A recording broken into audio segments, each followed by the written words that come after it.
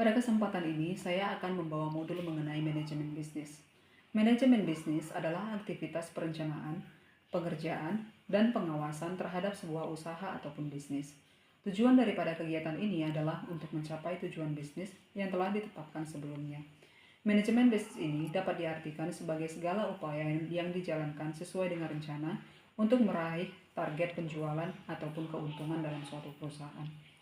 Manajemen efektif itu membantu perusahaan menavigasi tantangan pasar, mengoptimalkan penggunaan sumber daya, meningkatkan efisiensi, dan pada akhirnya akan mencapai tujuan yang telah ditetapkan.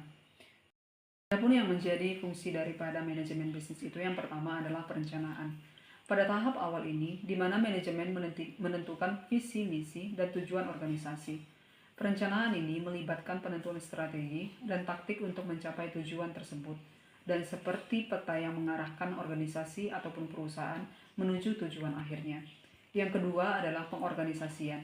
Setelah perencanaan, manajemen bisnis ini bertugas untuk mengatur sumber daya yang ada, termasuk pembagian tugas, pengalokasian sumber daya, dan penentuan jalur komando.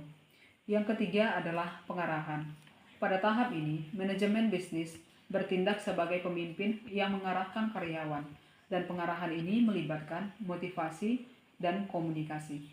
Yang keempat adalah pengendalian. Pada fungsi ini, harus memastikan bahwa semua aktivitas berjalan sesuai dengan rencana, dan melalui pengendalian, manajemen bisnis dapat dilakukan monitoring dan evaluasi terhadap kinerja, mengidentifikasi penyimpangan, dan mengambil tindakan kreatif. Pengendalian ini adalah tentang menjaga roda organisasi tetap pada jalurnya. Komponen-komponen yang terdapat pada manajemen bisnis adalah yang pertama, manajemen sumber daya manusia.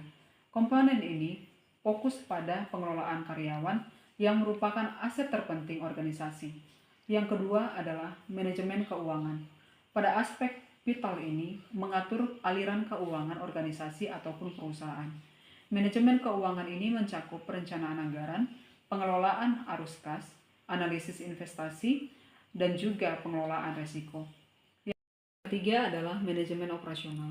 Berfokus pada proses produksi dan operasional harian organisasi ataupun perusahaan, merupakan manajemen rantai pasokan, kontrol kualitas, dan juga optimalisasi proses. Pada manajemen operasional ini bertujuan untuk meningkatkan efisiensi dan efektivitas untuk mencapai produk atau layanan yang baik. Yang keempat adalah manajemen pemasaran dan penjualan.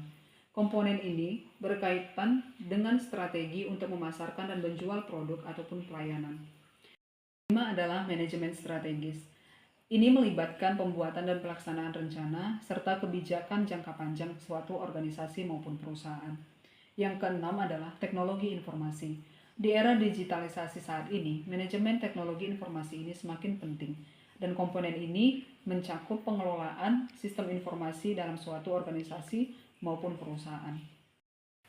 Perencanaan pada manajemen bisnis adalah yang pertama, menetapkan tujuan. Langkah pertama di dalam perencanaan ini adalah menetapkan tujuan yang jelas dan terukur. Tujuan ini harus realistis, dapat dicapai dan selaras dengan visi dan misi perusahaan. Yang kedua adalah analisis situasi. Setelah tujuan ditetapkan, maka perlu dilakukan analisis situasi untuk memahami kondisi internal dan eksternal perusahaan. Yang ketiga adalah pengembangan strategi. Berdasarkan analisis situasi, perusahaan kemudian mengembangkan strategi yang akan dilakukan dalam mencapai tujuan perusahaan. Yang keempat adalah penyusunan rencana aksi. Langkah berikut ini adalah menyusun rencana aksi yang mendetail, dan rencana aksi ini mencakup langkah-langkah spesifik, memastikan bahwa setiap aspek dari strategi yang dapat dijalankan ini dengan efektif. Yang kelima adalah evaluasi dan penyesuaian. Perencanaan bukanlah proses yang statis, sehingga memerlukan evaluasi dan penyesuaian yang berkelanjutan. Setelah memahami proses perencanaan dan manajemen bisnis, maka kita akan menggali lebih dalam mengenai unsur-unsur yang penting di dalam suatu perencanaan manajemen bisnis. Adapun komponen yang harus diperhatikan dalam menentukan keefektivitas dan keberhasilan dalam strategi menjalankan perusahaan manajemen bisnis ini adalah yang pertama adalah visi dan misi perusahaan. Setiap perusahaan itu harus selaras dengan visi dan misi perusahaan. Yang kedua adalah tujuan dan spesifik yang terukur. Tujuan dalam rencana manajemen bisnis ini harus jelas, spesifik, dan dapat diukur, sehingga memudahkan dalam mengevaluasi kemajuan dan menentukan apakah strategi yang diterapkan berhasil atau memerlukan penyesuaian. Yang ketiga adalah analisis lingkungan bisnis. Memahami lingkungan eksternal dan internal perusahaan itu sangatlah penting, sehingga perlu dilakukan analisis pesaing, kondisi pasar, tren industri, dan kekuatan dan kelemahan internal perusahaan. Yang keempat adalah strategi yang realistis.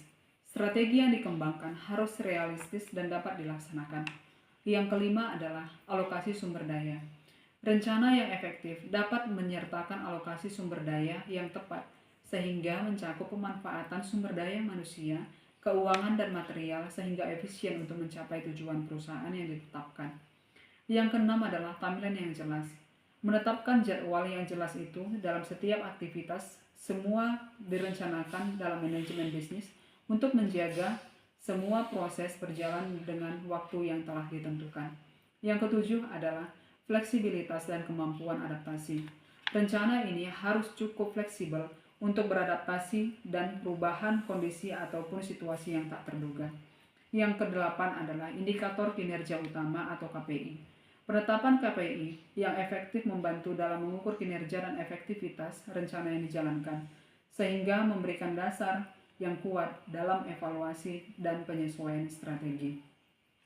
Beberapa praktek yang dilakukan di dalam manajemen bisnis terkait dengan pengadaan barang dan jasa antara lain adalah yang pertama, penilaian resiko.